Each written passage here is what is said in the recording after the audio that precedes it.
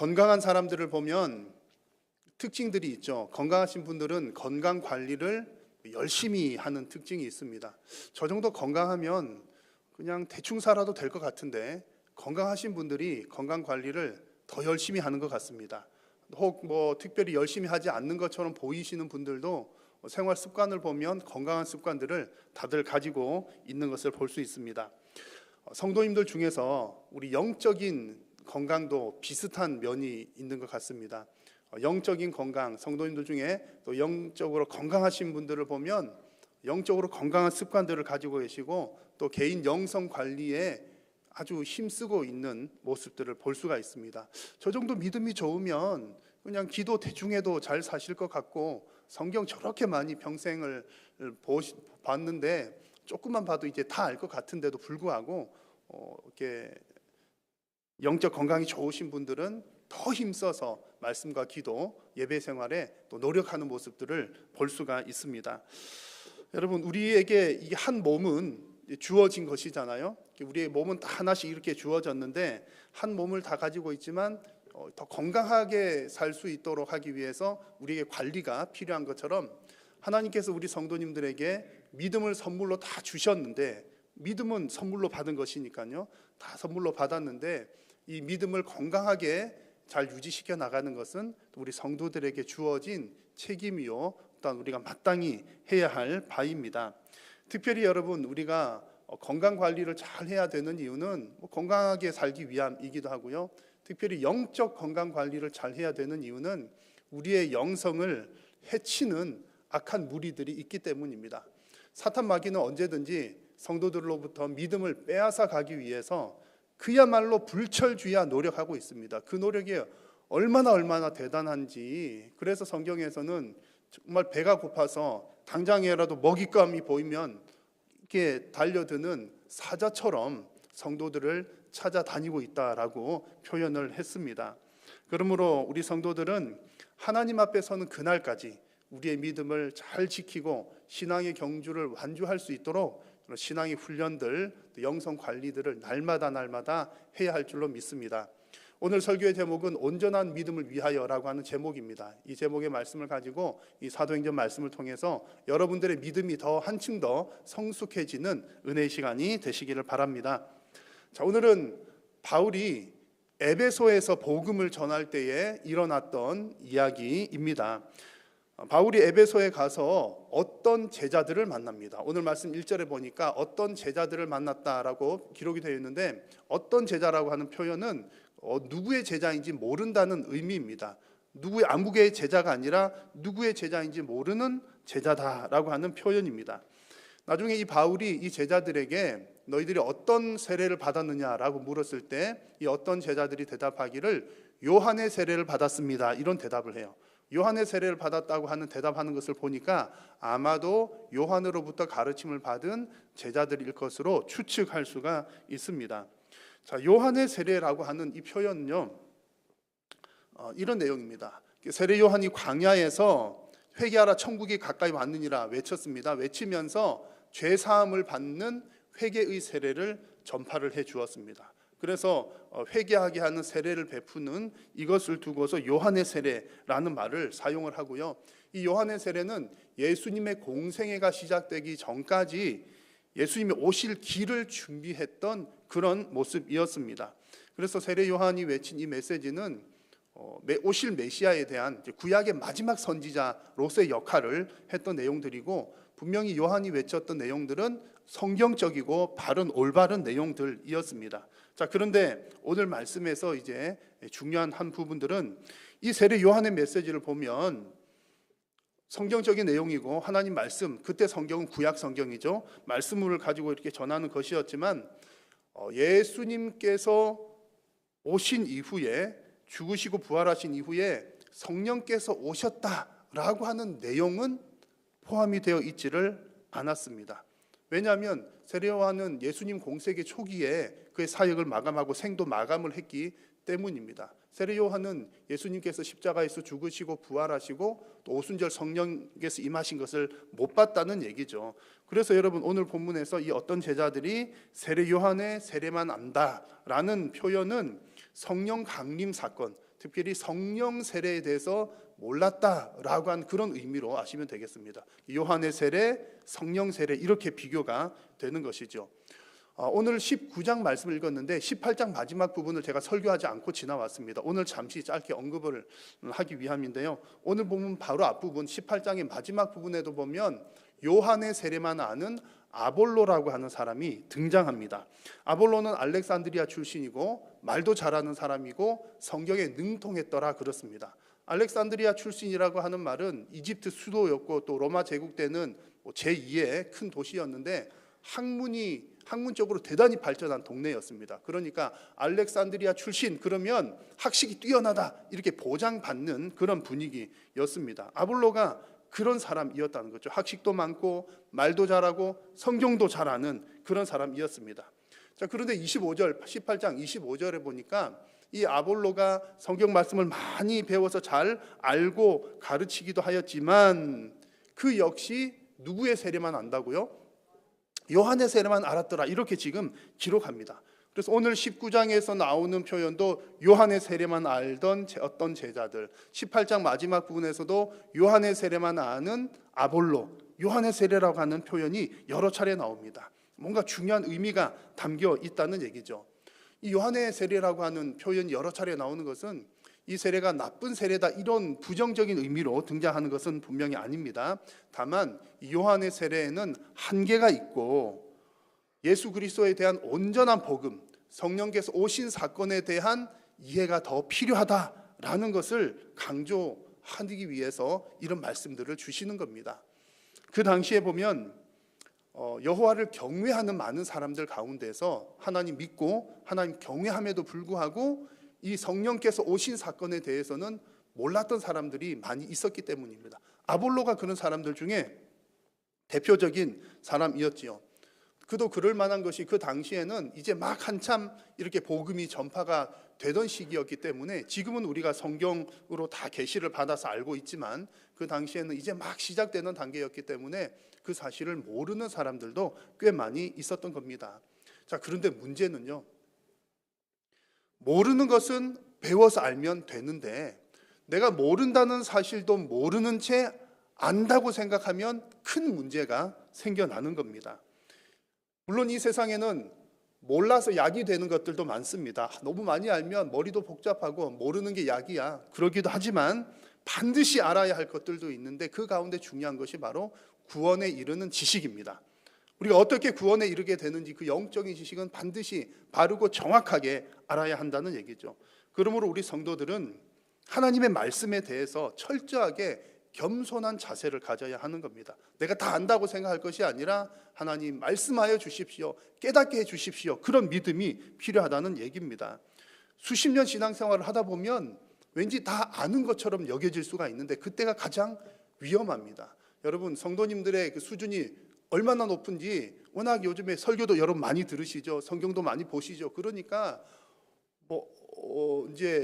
지역을 다 떠나서 성도님들의 듣는 수준들이 대단히 과거에도 높았지만 지금은 훨씬 더 높아졌다고 합니다. 그런데 이제 문제는 들으면 다 아는 것 같은데 사실은 모르는 부분도 있다는 것, 그것이 함정인 것이지요.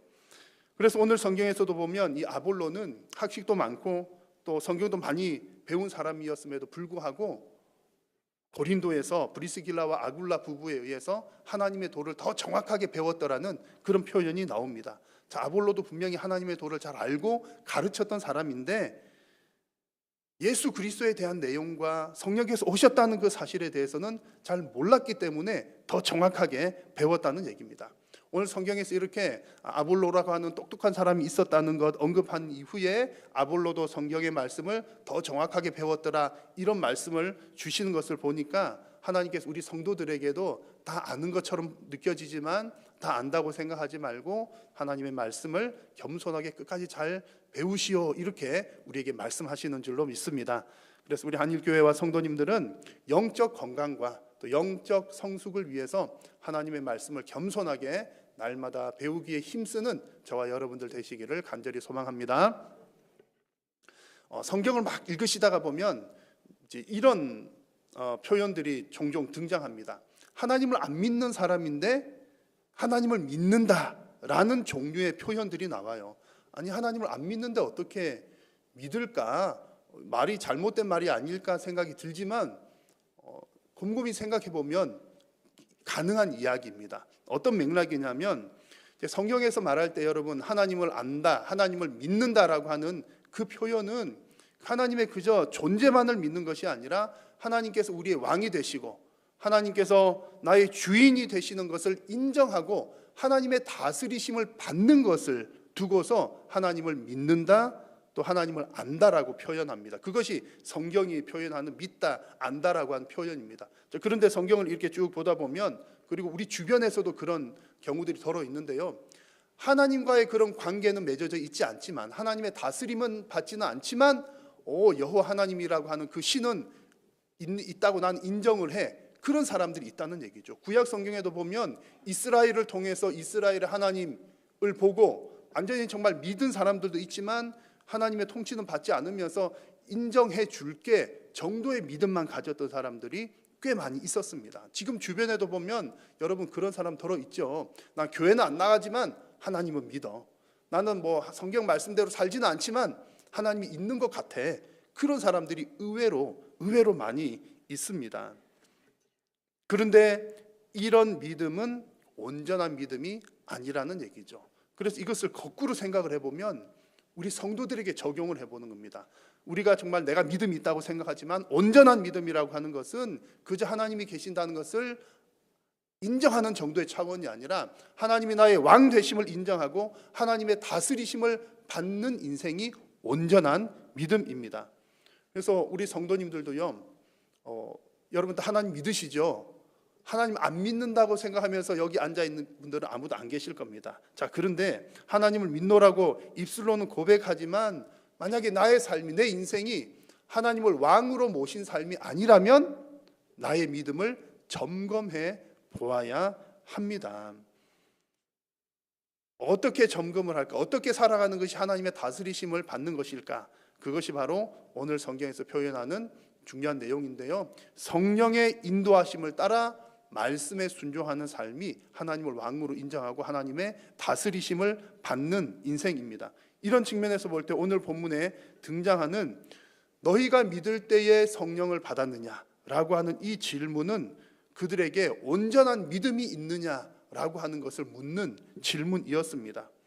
자, 이 질문에 대해서 어떤 제자들은 대답하기를 우리는 성령이 계심도 듣지 못했다고 대답을 하죠. 사실은 전혀 못 들은 것은 아닐 겁니다. 왜냐하면 세례 요한도 이런 부분들을 얘기를 했거든요. 나는 물로서 너희들에게 세례를 주지만 장차 오실 분 예수 그리스도께서는 성령으로 세례를 줄 거다. 요한도 이것을 가르쳤습니다. 했는데 제자들이 그것을 잊어버렸거나 혹은 오순절 성령 강림을 경험하지 못했기 때문에 무슨 말인지 이해를 못하고 있었던 것입니다. 그래서 지금 오늘 성경에서 바울은 이 사실을 잘 모르는 사람들에게 앞부분에서도 브리스길라 아굴라 부부가 요한의 세례만 알고 있던 아볼로에게 이 부분을 가르쳤던 것처럼 오늘 본문에서도 바울은 에베소에 있는 요한의 세례만 아는 제자들에게 이 사실들을 가르쳤습니다. 4절과 5절 말씀을 보니까 예수님이 어떤 분인지를 가르치고 예수님의 죽으심과 부활을 가르쳤으며 그리고 오신 성령님에 대해서 가르쳤던 것입니다. 자, 여러분 오늘 이 말씀을 보시면서 우리에게 있어서 온전한 믿음, 이 중요한 온전한 믿음이라고 하는 것은 삼위 하나님에 대한 고백이 다 들어가야 한다는 사실이 무척 중요합니다. 왜냐하면 하나님을 믿노라 하지만 바르지 못한 믿음들이 많이 있기 때문입니다. 이단들도 다 하나님 믿습니다. 이단들이 다 하나님 믿는데 이단인 이유, 또 혹은 뭐 천국 백성 못 되는 이유가 무엇입니까? 하나님은 믿지만 예수님이 하나님의 아들인 것을 믿지 않거나 내가 예수다 그러거나 또 본인들이 내가 성령이다 그러거나 성령 하나님, 성자 하나님에 대한 이해가 잘못되었거나 잘못 가르치기 때문에 이단이 되는 겁니다. 그래서 우리 성도님들이 가져야 될 온전한 믿음은요, 삼위 하나님에 대한 확실한 믿음이 있어야 된다는 겁니다. 성부 하나님께서 우리의 구원을 계획하시고 섭리하고 계신다는 것을 믿는 것이고요, 성자 하나님이신 예수님께서 우리의 구원을 완성하셨다는 것을 믿는 것이고요, 성령 하나님께서 우리에게 믿음을 주시고 믿음을 적용시켜 주시고 지금도 우리와 함께 하신다는 사실을 믿는 것. 그래서 우리가 하나님을 믿습니다라고 하는 것은 성부, 성자, 성령 하나님을 믿습니다라고 하는 말입니다. 이것이 온전한 믿음입니다. 근데 우리 성도님들께서도 뭐 대화를 하다 보면 하나님 믿습니다라고 하는 표현은 자주 사용하고요, 예수님 믿습니다라고 하는 표현은 자주 사용하는데 성령님 믿습니다라고 하는 표현은 좀 덜 사용하는 경향이 있습니다. 특히 우리 좀 장로교 쪽에서는 성령님에 대한 뭐 그런 이해도 부분들이 조금 약할 수도 있습니다. 그러나 전혀 그렇게 고백 안 하는 것은 아닙니다. 오늘도 여러분께서 성령님 믿는다고 고백을 하셨어요. 언제 하셨어요? 사도신경 신앙 고백할 때 마지막 즈음에 성령을 믿으며라고 말씀하셨잖아요. 그렇죠? 그래서 성령님은 우리의 믿음이 대상이다. 하나님 믿습니다라고 할 때 성령님 믿습니다도 포함된다는 사실을 여러분 꼭 기억하셔야 됩니다. 뭐 자칫 잘못 이해를 하면 성령님 그러면 뭔가 신비한 능력, 신비로운 현상, 이게 성령이야 이렇게 생각할 수 있지만 성령님은 인격적인 하나님이십니다. 인격적인 하나님, 영으로 계신 그 하나님께서 우리와 함께 계시니까 그 능력이 드러나서 어떤 신비로운 현상도 나타나고 능력이 드러나는 것이죠. 성령님도 하나님이십니다. 그래서 대부분의 성도님들께서는 뭐 이 부분들을 잘 알고 계시겠지만 혹여나 이 성령님을 뭐 잘 모르시는 분들을 위해서 여러분 스스로에게도 한번 오늘 성경에 나온 표현으로 한번 질문을 해보십시오. 제가 한번 여러분께 질문할 테니까 대답을 해보십시오. 여러분은 믿을 때에 성령을 받으셨습니까? 13분이 대답을 안 하신 것 같아요. 믿을 때에 성령을 받으셨습니까? 받으셨다면 그 증거가 무엇입니까? 이렇게 물어보면 대답하기가 좀 아는 것도 같은데 대답이 좀 어려워요. 좀 혼란이 생깁니다. 아니 성령 받으셨습니까? 그러면 안 받았다고 그러니까 이상하니까 네 받았다고 대답은 하는데 증거가 뭡니까? 그러면 내가 증거 좀 성령 받았으면 뭔가 확 불이 일어나야 될 것 같은데 불이 조금 이렇게 약한 것 같아서 이렇게 좀 증거가 없어 보이기도 합니다. 자, 여러분 잘 들으십시오. 핵심적인 내용을 정리를 해드리겠습니다. 오늘 이 2절 말씀에서 너희가 믿을 때에 성령을 받았느냐 이 말씀을 할 때에 믿다라고 하는 말과 받다라고 하는 말은 같은 시제에 있습니다. 무슨 얘기냐면 믿음이 생기는 때와 성령을 받는 때가 같다는 내용이 이 9절 말씀 속에 담겨져 있는 겁니다. 그래서 고린도 전서 말씀을 보시면 더 잘 이해가 되실 텐데요, 성령으로 아니하고는 예수를 주시라 할 수 없느니라 이렇게 말씀을 했습니다. 그러면 여러분 이해가 되시죠? 언제 우리에게 성령이 오신 거라고요? 오셨다는 것을 알 수 있다고요?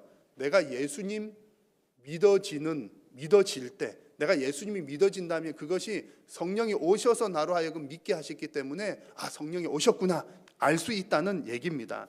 자, 여러분들은 예수님이 믿어지십니까? 예수님께서 여러분 위해서 십자가에서 죽으셨다는 거 믿으십니까? 어떻게 믿으셔요? 2000년 전에 일어났던 일인데 본 적이 있으십니까? 뭐 어떻게 뭐 가까이 가보시기를 하셨습니까? 아니 도대체 어떻게 2000년 전에 아무리 누가 얘기를 해줘서 그렇다 하더라도 상식적으로 생각하면 여러분 이것은 이해도 되지 않고 믿어지지 않을 만한 일입니다. 우리의 지식과 판단으로는 불가능한 일이지요. 그래서 우리가 막 믿는 사람들이 안 믿는 사람에게 전도할 때 예수님께서 당신을 위해서 죽으셨습니다. 뭐 예수님은 당신을 사랑하십니다. 그리고 죽으면 천국 갑니다. 그런 얘기할 때 안 믿는 사람들이 여러분 어떻게 쳐다봐요? 이상한 눈으로 쳐다보잖아요. 그게 정상인 거예요. 본래는 안 믿어지는 게 정상이라는 겁니다. 이게 본 적도 없는데 이게 죽은 사람이 살아났다? 하나님 우편에 계신다? 믿어질 수가 없는 노릇이죠. 그런데 우리는 확실히 믿습니다. 아멘이십니까? 얼마만큼 확실히 믿으시죠? 저 같은 경우는 여러분 황금 종이 보이시죠? 이게 있는 게 확실히 믿어지시죠? 눈에 보이니까. 우리가 예수님 믿는 것은 눈에 보이지 않지만 눈에 보이는 것보다 더 정확하게 믿어집니다. 저는 그렇게 믿어져요. 여러분도 아마 다 그렇게 믿어지실 겁니다. 이 일이 어떻게 가능하다고요? 성령께서 우리에게 믿음을 주셨기 때문입니다. 내가 없는 것을 있다고 아무것도 없는데 여기 뭐 있어 믿을 거야 그렇다고 없는 게 짠 생겨나는 것 아니잖아요. 그렇게 해서 믿음이 생겨나는 것이 아니라 성령께서 우리에게 믿음을 주셨기 때문에 2000년 전에 일어난 그 사건, 나와는 전혀 상관없었던 그 사건, 예수님께서 죽으시고 부활하시고 지금 하나님 우편에 계신다는 사건, 내가 죽어보지도 않았지만 죽음 이후에 어떤 일이 일어날 것이라는 그 사실을 믿을 수 있게 되었습니다. 여러분, 예수님을 믿는 여러분들에게 성령 하나님께서 이와 같은 믿음을 주셨고 지금도 그 성령 하나님께서 여러분과 함께 하신다는 사실을 확실하게 믿는 여러분 되시기를 축원합니다. 오늘 말씀에서 사실 더 중요한 부분은 이제 마지막 이 부분입니다. 우리가 예수님 믿을 때에 성령을 받는 것도 중요하지만, 그리고 내가 언제 성령 받았다고요? 예수님 믿을 때 성령을 받은 것도 중요하지만 온전한 믿음이 되기 위해서는 성령님께서 오신 그 이후의 삶이 사실은 더 중요합니다. 제가 예를 들어서 한 가지 말씀을 드려볼게요. 이제 두 남녀가, 청춘 남녀가 만나서 이제 서로 사귀기로 했어요. 서로 사귀기로 한 거를 요즘에 뭐라고 하는지 혹시 아십니까? 우리 어른들께서는 자, 오늘부터 1일이야 이런 표현을 써요. 오늘은 사귄 지 1일, 내일은 2일 이렇게 이제 사귀기로 한 겁니다. 그래서 이제 나 너 좋아, 너도 나 좋지, 우리 이제 연인이 된 거야, 이제 사귀는 거야. 그러고 시작했습니다. 그 다음 날부터 어떤 일이 일어나야 할까요?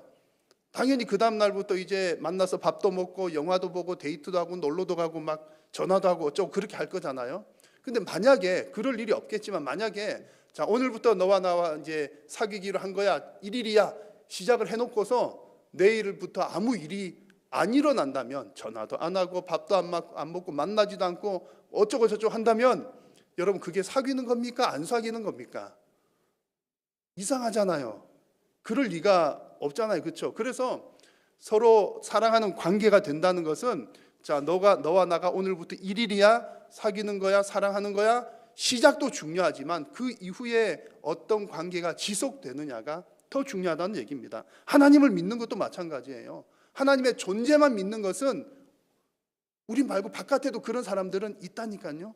우리 성도들도 그렇게 되어서는 안 된다는 얘기입니다. 우리가 하나님 믿습니다 하는 것은 그저 하나님의 존재만 믿는 것이 아니라 지속적인 관계를 맺어 나가는 것, 이것이 바로 온전한 믿음입니다. 그럼 지금 우리는 어떤 하나님과 어떻게 지속적인 관계를 맺어 나가나요? 그것이 바로 성령님과 동행하는 삶이 바로 하나님과의 관계를 맺어 나가는 삶입니다. 오늘 성경을 보면 이 어떤 제자들이 이제 예수님에 대한 복음을 듣고 예수님의 이름으로 세례를 받은 이후에 성령께서 임하시게 되고 방언하고 예언도 한다는 이런 장면이 나옵니다. 자, 이 부분을 우리가 좀 잘 이해를 하셔야겠는데요. 성령을 받으면 어떻게 되냐? 그러면 성령 받으면 무조건 다 방언하는 것 아니냐? 그러니까 방언하는 걸 보면 성령이 임했다는 것을 알 수 있다, 이렇게 오해를 해서는 안 된다는 얘기입니다. 자, 이 구절은요, 오늘 여기에 나오는 구절 포함해서 사마리아에도 성령 임한 사건이 있었고요, 그 이전에는 오순절에 예루살렘에서 성령 임한 사건들이 있었잖아요. 그때 막 성령 임할 때 사람들이 방언하고 그런 역사들이 일어났습니다. 자, 그런데 그때 일어났던 사건들은 특별한 사건이었다, 특별한 은혜였다. 왜냐하면 아직까지 성령께서 오셨다는 사실을 모르고 있었던 사람들에게 지금부터 예수 그리스도의 복음이 완성되어서 성령의 시대가 시작되었다, 그것을 알린 사건이 오순절 성령 강림 사건, 또 사마리아에 있었던 비슷한 사건, 또 오늘 에베소에서 있었던 이런 사건들인 것입니다. 특별한 사건, 사인이었다는 얘기죠. 그래서 특별한 사인은요, 한번 이렇게 사인을 확실히 줘가지고 시작했다 그러면 지속적으로 계속 똑같은 일이 안 일어나도 괜찮다는 얘기입니다. 이미 우리에게 성경을 통해서 이미 이 사실을 다 알려주셨기 때문인 거죠. 비유하자면 마치 바울이 다메섹으로 가는 길에 예수님을 만난 것과 비슷합니다. 여러분, 바울이 예수님 어떻게 만났습니까? 길 가다가 눈 멀어지고 막 환상 음성 들리고 이렇게 해서 신비로운 체험을 하면서 예수님을 믿게 되었습니다. 우리는 그 말씀을 보면서 예수님을 믿으려면 눈이 멀어야 되는구나, 또 뭐 며칠 안 보여야 되는구나, 이렇게 생각하지 않는다는 거죠. 그 사건은 바울에게 일어났던 특별한 사건이었다는 겁니다. 그래서 성령 강림으로 인한 특별한 은사가 나타난 것들도 특별한 사인으로 이해를 하는 겁니다. 지금 우리에게 중요한 것은 성령께서 오신 증거는 뭐라고요? 내가 예수님 믿어지는 것, 이것이 가장 중요한 증거가 된다는 사실이고요. 더 중요한 것은 예수님이 믿어진 이후에는, 성령께서 오신 이후에는 성령님과 어떻게 동행하면서 살아가느냐, 이것이 더 중요하다는 얘기입니다. 그래서 성경을 보면 성령을 받으라 이런 명령은 없어요. 성령께서는 그저 우리에게 찾아오시는 분입니다. 주권적으로. 다만 성령 충만을 받으라, 그리고 성령으로 살아가라, 성령의 열매를 맺으라, 이런 명령들은 나오고 있습니다. 잘 아시는 대로 에베소서 5장 18절을 보면 술 취하지 말라, 이는 방탕한 것이니 무엇의 충만함을 받으라? 성령의 충만함을 받으라. 술 취하지 말라는 것과 비교를 하잖아요. 술 취한다는 말은 술에 이끌려서 살아간다는 얘기입니다. 성령 충만이라고 하는 말은 성령님에 의해서 이끌려서 살아가라는 그런 얘기죠. 성령께서 주도하는 인생을 살아라는 얘기입니다. 거꾸로 말하면요, 성령께서 나에게 임하셨지만 내가 성령 주도하지 않는 인생도 될 수 있다 없다? 될 수도 있다는 얘기예요. 성령께서 임하셨지만 여전히 내가 말씀에 불순종하고 죄를 지을 수도 있다는 얘기입니다. 그래서 여러분 헷갈리시면 안 되는 거예요. 내가 예수님을 분명히 믿었는데 내가 오늘도 죄를 지었어, 성령께서 나를 떠나가셨나? 그런 게 아니란 얘기입니다. 우리를 찾아오신 성령께서는 우리와 늘 함께 내주하십니다. 다만 성령 충만하냐 그렇지 않느냐는 말씀에 대한 우리의 반응에 따라 달라질 수 있다는 겁니다. 그래서 하나님께서 우리를 향해서 성령 충만 받으라, 성령 충만하라, 영적 관리를 계속해서 열심히 하라 말씀을 하고 계신 것이지요. 비슷한 맥락에서 갈라디아 말씀 보니까 성령을 따라 행하라는 말씀도 주시고 이어서 여러 가지 성령의 열매들에 관해서 말씀을 하셨습니다. 성령의 열매를 맺는 것은 우리가 얼마나 영적인 생활을 잘 관리를 하느냐에 따라 열매를 맺을 수도 있고 맺지 못할 수도 있다는 겁니다. 그래서 이런 부분들은 내 육신의 건강 관리하는 것처럼 내 영적인 건강 관리하는 것은 우리들에게 주어진 숙제요, 또 우리들에게 주어진 책임이라는 겁니다. 그래서 성령의 열매를 맺으면서 하나님과의 바른 관계들을 맺으며 살아가기를 우리 하나님께서는 원하고 계십니다. 여러분 인생이 성령 충만한 인생 되시기를 간절히 소망합니다. 여러분 오늘 말씀을 보시면서 기억하실 것은 온전한 믿음, 또 성숙한 믿음이라고 하는 것은 그저 머리로만 믿는 것이 아니라 성령의 주도하심을 따라 살면서 말씀대로 성령의 열매를 맺고 또 말씀에 순종하는 삶을 살아가는 믿음이 온전한 믿음입니다. 그래서 오늘 주신 말씀을 들으시면서 세 가지를 꼭 기억하십시오. 하나는 성령님은 하나님이십니다. 우리가 믿어야 될 대상 성령님 하나님이신 것이고, 성령께서 우리에 오신 것을 어떻게 안다고요? 예수님이 믿어지는 것 자체가 성령께서 나에게 오신 것의 증거다. 그리고 세 번째는 더 중요한 것은 성령께서 오셨으면 이제 우리는 성령 충만하게 살아가야 한다. 그것은 나의 노력과 또 기도와 힘쓰는 것이 필요하다는 사실입니다. 그래서 저와 여러분들 모두가 다 성령 충만하여서 하나님께서 기뻐하시는 하나님의 친백성들 다 되시기를 간절히 소망합니다. 기도하겠습니다. 살아계신 하나님, 은혜를 감사합니다. 우리에게 성령으로 찾아오시고 늘 동행하여 주시며 믿음 주시고 은혜 베풀어 주신 것 감사합니다. 사랑하는 성도님들이 날마다 성령 충만함으로 온전히 성령님에 의하여 이끌려 살아가는 승리하는 인생 되게 하여 주옵소서. 예수님의 이름으로 기도드립니다. 아멘.